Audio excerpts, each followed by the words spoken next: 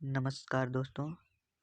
तो इस वीडियो में हम लोग एसएससी 9th पेज में प्रीवियस ईयर्स के क्वेश्चन की चर्चा करेंगे।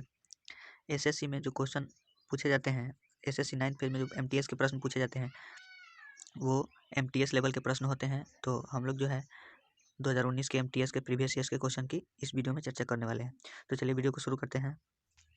ये जो प्रश्न है ये एसएससी एमटीएस यानी मल्टीटास्किंग स्टाफ, ये कंप्यूटर बेस्ड एग्जाम हुआ था 7/8/2019 यानी 7 अगस्त 2019 को फर्स्ट शिफ्ट में जो एग्जाम हुआ था, तो उसकी चर्चा करेंगे। तो ये जो क्वेश्चन है ये मैंने सेट से लिया है। तो चलिए देखते हैं पहला प्रश्न। पहला प्रश्न है, यदि किसी वस्तु को अवतल दर्पण के पोल और फोकस के बीच रखा जाए तो प्रतिबिंब का आकार क्या होगा? तो इसका उत्तर हो जाएगा बी, यानी प्रतिबिंब का आकार जो होगा बहुत बड़ा, वस्तु से जो है बहुत बड़ा प्रतिबिंब का आकार बनेगा। अगला प्रश्न देखते हैं, 2 नंबर प्रश्न है। एसएससी एमटीएस में जो है उसमें 4 सब्जेक्ट होते हैं। मैथ हो जाता है, मैथ, रीजनिंग, उसके बाद इंग्लिश और जीके जीएस।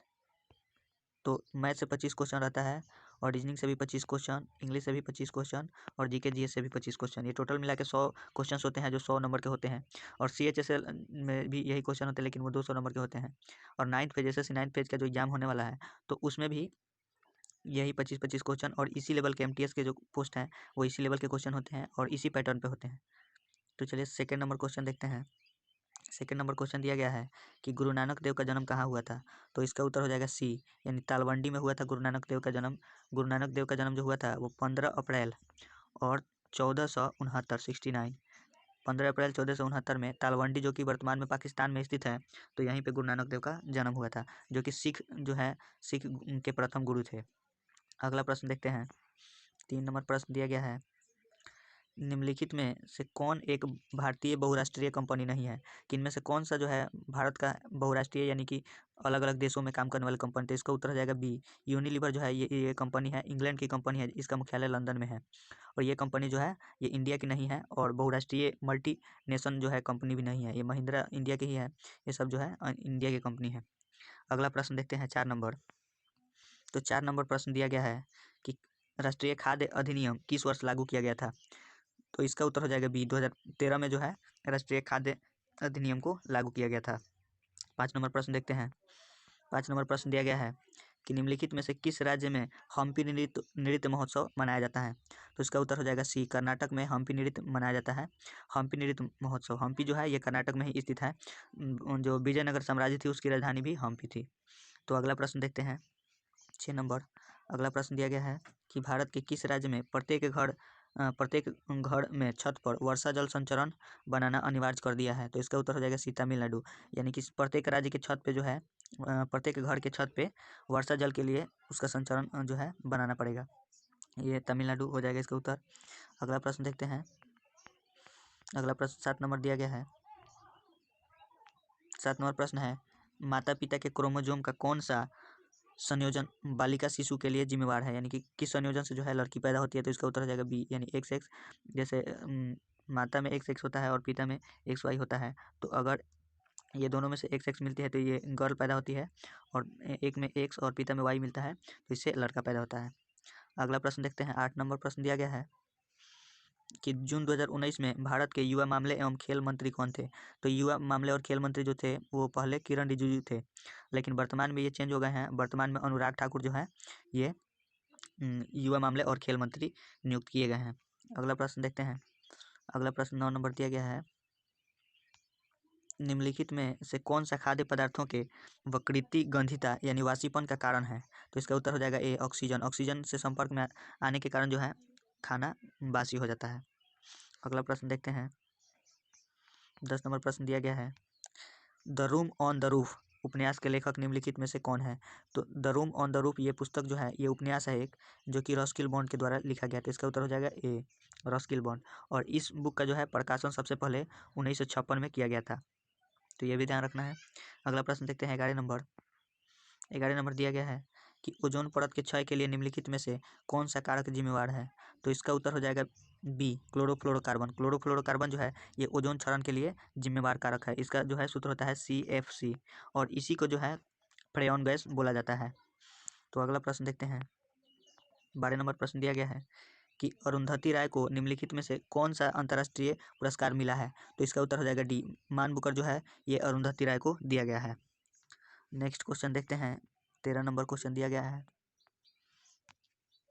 अमीबा निम्नलिखित में से किस जगत से संबंधित है। तो इसका उत्तर हो जाएगा सी, अमीबा जो है प्रोटिस्टा जगत से संबंधित है।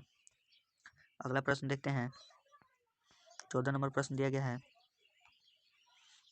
2000 रुपये के करेंसी नोट पर निम्नलिखित में से कौन सा मोटिक छपा रहता है। तो इसका उत्तर हो जाएगा ए, मंगलयान। 2000 के नोट पे जो है मंगलयान जो है ये छपा रहता है। ये भी इस टाइप से क्वेश्चन पूछे जाते हैं कि 10 रुपये के नोट पे क्या चीज़ रहता है 2000 के नोट पे। तो ये आप देख लीजिएगा। अगला प्रश्न देखते हैं, अगला प्रश्न दिया गया है, प्राचीन भारत में गंधार कला किस साम्राज्य के समय विकसित हुई। तो इसका उत्तर हो जाएगा ए, कुषाण के समय में जो है गंधार कला विकसित हुई। और कुषाण वंश का जो है प्रमुख शासक था कनिष्क, जो कि शक संवत प्रारंभ किया था। तो इसका उत्तर हो जाएगा ए, कुषाण। अगला प्रश्न देखते हैं, 16 नंबर, निम्नलिखित में से कौन हैंगिंग गार्डन ऑफ बेबीलोन का प्राचीन सभ्यता से संबंधित है। तो हैंगिंग गार्डन जो है ये मेसोपोटामिया को कहा जाता है। बेबीलोन का हैंगिंग गार्डन ये झूला कहा जाता है इसको, मेसोपोटामिया को। तो इसका उत्तर हो जाएगा बी। अगला प्रश्न 17 नंबर देखते हैं, हरियाणा हरिकेन किसे कहा जाता है। तो इसका उत्तर हो जाएगा ए, कपिल देव को हरियाणा हरिकेन कहा जाता है। अगला प्रश्न देखते हैं, 18 नंबर प्रश्न दिया गया है, वर्ष 1946 में संविधान बनाने के क्रम में संविधान सभा का सलाहकार किसे नियुक्त किया गया था। तो इसका उत्तर हो जाएगा ए, बी.एन. राव। इसका उत्तर बी.एन. राव ही होता है, ना कि भीमराव अम्बेडकर। ये सलाहकार समिति के जो ये थे संविधान सभा के सलाहकार, वो बी.एन. राव थे, भीमराव अम्बेडकर नहीं थे। तो इसका उत्तर हो जाएगा ए, बी.एन. राव। अगला प्रश्न देखते हैं, अगला प्रश्न दिया गया है कि निम्नलिखित में से कौन सा युग सही सुमेलित है। तो कौन सा युग सही सुमेलित है, तो चलिए देखते हैं कि कौन सा युग सही सुमेलित है। तो यहाँ पे दिया गया है, तो इसमें दिया गया है चंदेरी साड़ी महाराष्ट्र, अरन मुल्ला कन्नाड़ी ये कर्नाटक, ये सब जो है गलत दिया गया है। इसमें से सी नंबर जो है ये सही दिया गया है, ईस्ट इंडिया लेदर, ये जो है ये तमिलनाडु से संबंधित है, ईस्ट इंडिया लेदर, तो ये सही दिया गया है। अगला प्रश्न देखते हैं, 20 नंबर प्रश्न दिया गया है, भारतीय संविधान का कौन सा अनुच्छेद मूल कर्तव्यों के बारे में बताता है। तो इसका उत्तर हो जाएगा डी, अनुच्छेद 51A। ये मूल कर्तव्य जो थे ये भारत के मूल संविधान में नहीं थे, ये 42वां संविधानिक संशोधन द्वारा जोड़ा गया 1976 में, और ये अनुच्छेद 51A के अंतर्गत रखा गया, जो कि भाग 4A के अंतर्गत आता है। तो ये भी ध्यान रखना है। अगला प्रश्न देखते हैं, 21 नंबर प्रश्न दिया गया है, 21 नंबर प्रश्न है, भारतीय पुरुष राष्ट्रीय हॉकी टीम 2019 के कप्तान का नाम क्या है। तो अभी भी जो है 2019 में भी मनप्रीत सिंह ही थे, अभी भी वर्तमान में भी हॉकी टीम के कप्तान मनप्रीत सिंह ही है। तो इसका उत्तर हो जाएगा डी नंबर। 22 नंबर प्रश्न देखते हैं, 22 नंबर प्रश्न दिया गया है, गुरु घासीदास राष्ट्रीय पार्क कहाँ स्थित है। तो इसका उत्तर हो जाएगा ए, छत्तीसगढ़ जो है इसमें गुरु घासीदास राष्ट्रीय पार्क स्थित है। ये भी दुधवा पूछा जाता है, दुधवा उत्तर प्रदेश में है, वाल्मीकि बिहार में स्थित है, कन्ना पन्ना बहुत सारा जो है इस सबसे ज़्यादा मध्य प्रदेश में स्थित है। अगला प्रश्न देखते हैं, 23 नंबर, भारत के राष्ट्रीय गान को हिंदी प्रारूप कब अंगीकृत किया गया था। मतलब कि हिंदी में राष्ट्रीय गान को कब अंगीकृत यानी स्वीकार किया गया था। तो इसका उत्तर हो जाएगा ए नंबर, 24 जनवरी 1950 को स्वीकार किया गया था। और राष्ट्रीय गान को जो है कलकत्ता 1911 के कलकत्ता अधिवेशन में प्रथम बार गाया गया था। अगला प्रश्न देखते हैं, अगला प्रश्न दिया गया है, स्वामी विवेकानंद के गुरु का नाम क्या था। तो इसका उत्तर हो जाएगा डी नंबर, रामकृष्ण परमहंस जो थे ये स्वामी विवेकानंद के गुरु थे। और लास्ट प्रश्न देखते हैं, 25 नंबर, ये प्रश्न दिया गया है कि इलाहाबाद बैंक का मुख्यालय कहाँ है। तो इसका उत्तर हो जाएगा कोलकाता, इसका उत्तर होता है, ना कि इलाहाबाद। इलाहाबाद बैंक का मुख्यालय कोलकाता इसका उत्तर हो जाता है। तो इसका उत्तर हो जाएगा डी, कोलकाता। इलाहाबाद इसका उत्तर नहीं होगा। तो ये जो थे हम लोग के 25 प्रश्न थे SSC-MTS के, और ये 7/8 यानी 7 अगस्त 2019 को पूछे गए प्रश्न थे। तो इससे अपने तैयारी को अनुमान लगा सकते हैं। और SSC 9th फेज का जो है जो बाकी स्टेट्स थे जिनमें चुनाव था उनके एडमिट कार्ड आ गए हैं।